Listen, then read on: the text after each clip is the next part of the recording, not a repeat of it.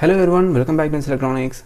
So this time I'm going to demonstrate a small thing that is very useful in your home if you have a regular habit of turning on your lights in your car porch or your backside, wherever a specific area at night, and this thing can do it automatically. Say for example, if you're going out for some time and that you forgot to turn on your regularly turning on light, if there is no one in your home to do that for you, you can depend on one of these and just forget about it. This will turn on the lights automatically when it gets night, and it will turn it off as soon as it gets the sunshine. So it's a very simple thing. You can get it online and offline also. I bought this thing locally for around 150 rupees, and this thing can be bought online for roughly the same price, but then again the shipping charges will be shipping charges will make it a bit higher than the local selling price. So the connections are very simple. It only has 3 wiring like this: the neutral, the phase, and the output. And for the demonstration I'm using a 20-watt light bulb here, and it's because of a specific reason which I shall explain later. So let's take a look at the connections right now. I'm powering it from my isolation transformer, and this is the neutral and phase coming from here, and this has only 3 wiring. See, load is red, which is this one, and the line and neutral, which is the black and white, and it has an arrow indicating that this is where the sensor is, and the name is photo controls, but it's just a generic name, and it says that it can handle up to 10 amps, but do not connect anything like 10 amps in that. You can connect up to 250 watts. 1 amp is just fine for it, because it's the rating of the relay that's inside, it's not anything else. So as I said, I'm connecting this load right here. So let me demonstrate how it works. I'm going to turn off this light and this light as well, and it has some delay. Okay, it's not immediate, it has some delay. See, the light is now on, and if I turn the light back on, there you go. So it has a delay for both getting on and off. And let me demonstrate it once again. I'm turning off the lights anytime now. Yeah, there you go. Turning the lights back on. Yep, that's it. So I'm turning off the isolation transformer, and as I said, you have to mount this. If you're mounting it outside, you obviously has to mount this outside, but when you're mounting it, you have to keep this side facing to the sunlight. Wherever the sunshine gets first, you need to face this side towards that direction, so that the light gets turned off immediately when the sun hits it. Otherwise it will eventually turn off, but it will take longer, because when there is enough light around you, this whole thing acts as a diffuser, and it gets the light inside, which makes it turn off anyway. So that's it. And this notch right here, this is also significant, because you can mount it in a couple of different ways, which we will see in a moment.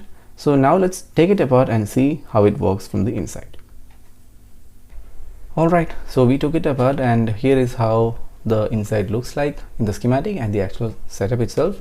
So when you're looking closely, you can see that it's a very simple, very minimalistic circuit, and they're using a 555 timer, the very common 555 timer for the functionality of this thing. You can see 555 right there, and this is the relay, and this is what is rated for the 10 amps, and that's what they have mentioned on the cover itself. But don't trust these for anything rated for such high currents.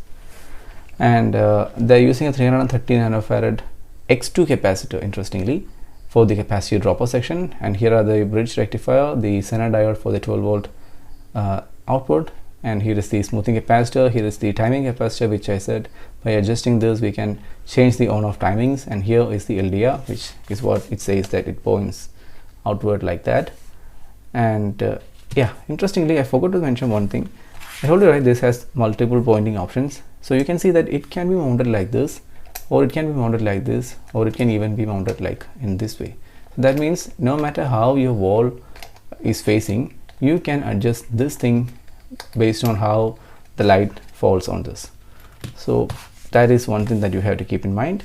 And when coming to the circuit, you can see it's very simple circuit. In fact, if you have a little bit of time and patience, you can build this thing in a piece of pref board, and you can make this thing work without any purchasing this thing. But anyway, you will end up with more cost than this, because you had to account for everything.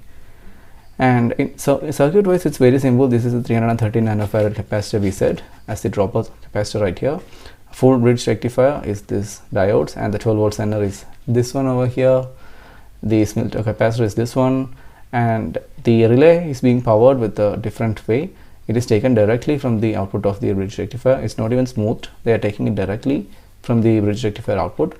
And here the Schmitt trigger, oops, I don't know whether that was in focus or not, but the Schmitt trigger, I mean the 555 here is configured as a Schmitt trigger.